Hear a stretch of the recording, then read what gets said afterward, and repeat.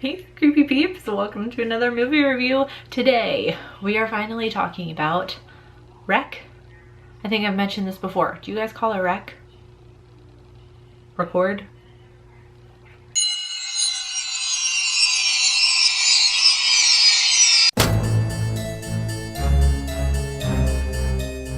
But we're talking about it today. I finally watched it. Finally. It took me forever because apparently, just be warned, all of the versions that you can find on the internet are all shitty dubbed version. Like, come on. I'm just very mad about this because I paid for this movie twice. 2 times.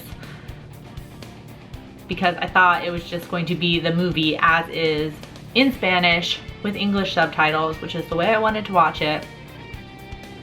Both times it mentioned nowhere that it was a dubbed version, an English dubbed version.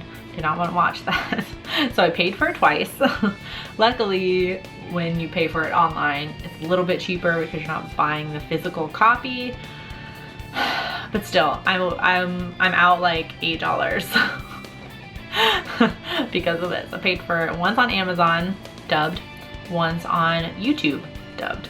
Both times, no mention of it anywhere. So just be forewarned, if you want to watch this movie, just break down and go get the DVD.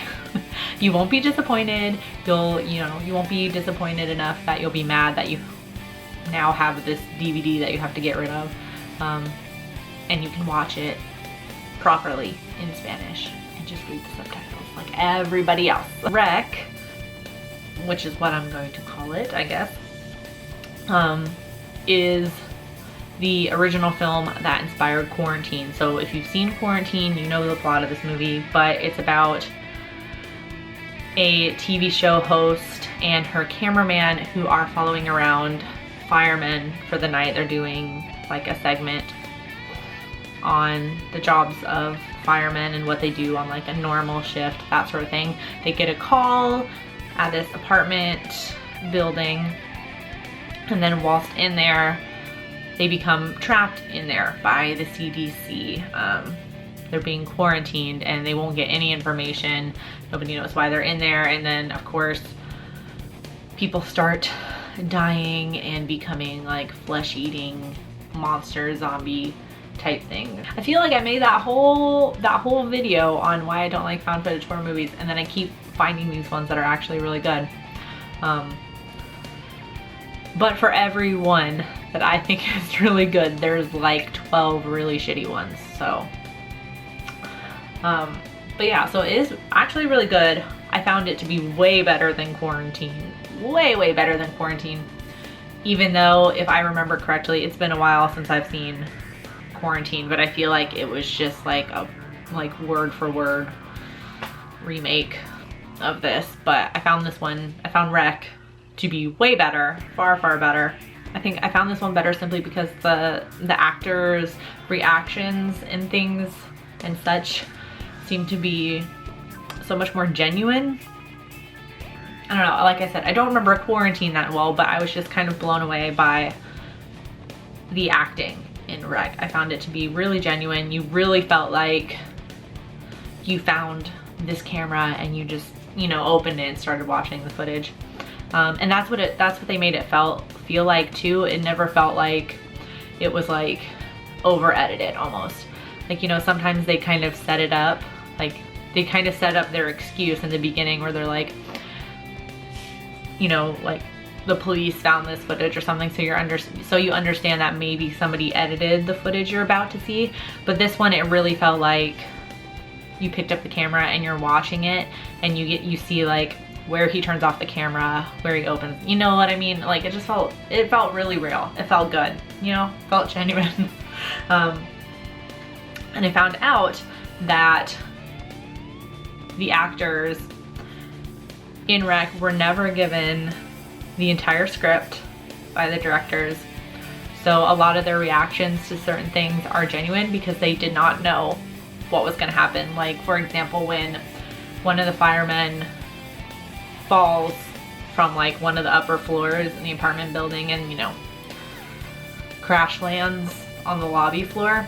They had no idea that they were gonna do that. Like, they're in the midst of an argument, like they're in the midst of acting, and all of a sudden this body falls down. So like, I feel like knowing that, it all makes sense, like why everything felt kind of real. So that's the only scene I know about them not being told the full story. So I imagine there's other scenes where they kind of planned scares in there and didn't tell them that they were gonna happen.